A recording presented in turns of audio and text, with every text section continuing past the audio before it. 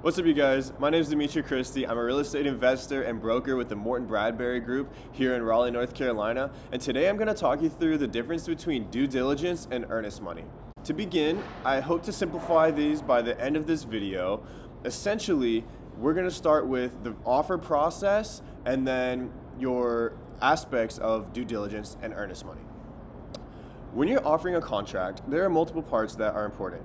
First, you're going to focus on your sales price. That is what sellers care about because that's what's going to have them take home the money at the end of the day.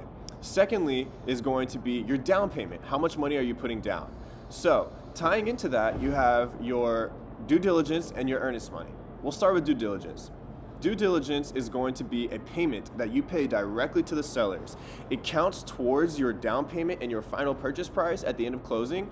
However, we're going to start at the beginning of the sales process. When you sign your contract and you agree with the sellers and they've signed the contract, you have 3 days to deliver the due diligence to the sellers. So this is going to be through cash, typically not how it goes, honestly.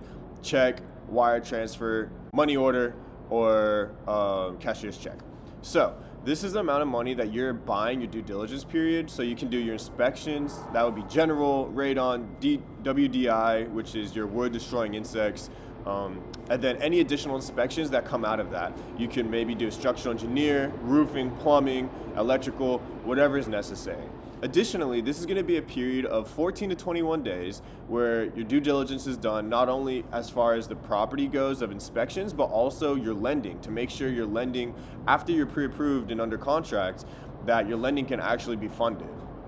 Then additionally, it's going to be your appraisal. We typically shoot for a 21-day due diligence period for our clients because the appraisal can get done in that period, and if it comes in under, then you can negotiate that. But that's neither here nor there.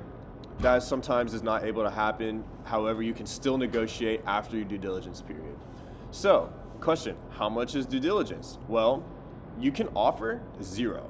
That's not typically accepted by sellers because why would a seller accept no money down to lock up their property for 14 to 21 days when you can pull out at any time? So the minimum I typically see accepted is around $2,500, even though realistically, I've had a number of clients lose out on properties for not offering at least $5,000. A lot of the competing offers have $5,000 due diligence, and remember, this money is not coming back to you unless you fulfill the contract. If you decide to back out, you lose that. You basically just gave it to the sellers. This is the cost benefit to getting your due diligence period and understanding, well, if the house needs $100,000 worth of work, but I might lose my $5,000, I'd rather lose the $5,000 versus take on this property and have to do $100,000 worth of work with money you may not have.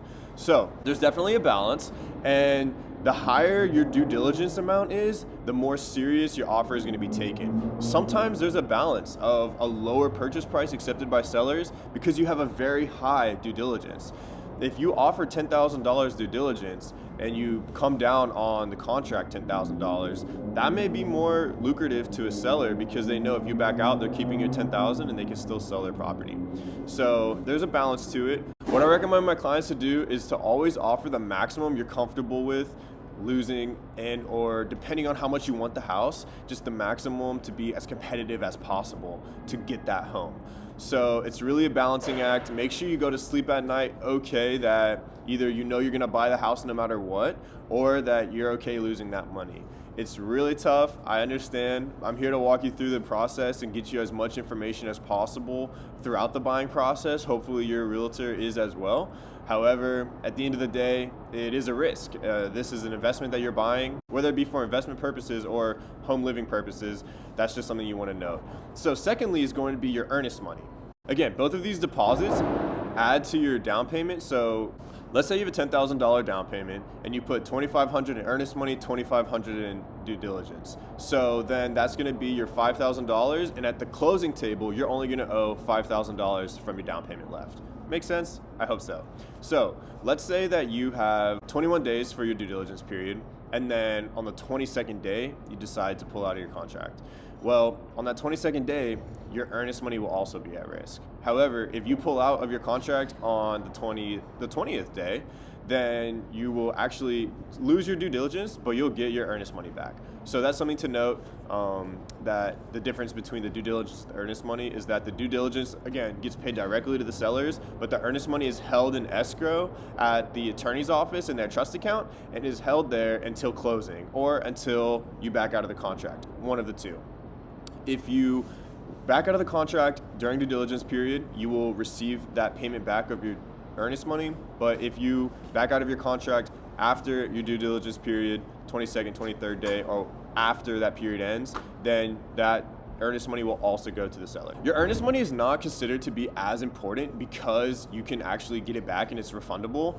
The due diligence is the most important fund and the most important value part of the contract. So just keep that in mind. You can have a very high earnest money and a lower due diligence, and it's not going to be taken as seriously as if you have a very high due diligence and a lower earnest money. So that's something to note. If you have any questions about the home buying process, please leave them in the comments. Let me know, reach out. I have my phone number on there. I have my email. Send me communication. And if you're interested in learning more about the home buying process here in North Carolina, please subscribe and like this video to share with someone else. And I hope you have a great day. Talk soon. Bye.